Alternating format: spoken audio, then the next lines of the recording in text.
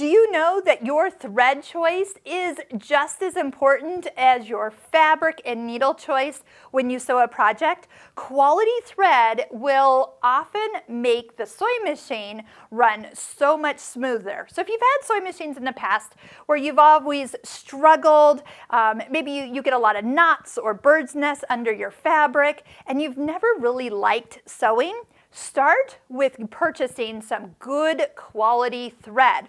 We'll put some links below this YouTube video where you could find some of the thread like I'm using that you will find usually at a sewing machine store. So if you have a sewing machine store in your town, visit them. They are more than happy to help you find quality thread.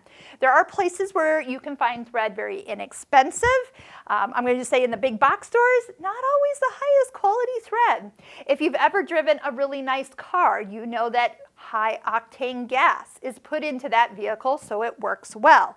It's the same exact thing for a sewing machine. If you feed it good thread, it's going to produce smooth results, and it will probably eliminate some of your problems that you've been experiencing.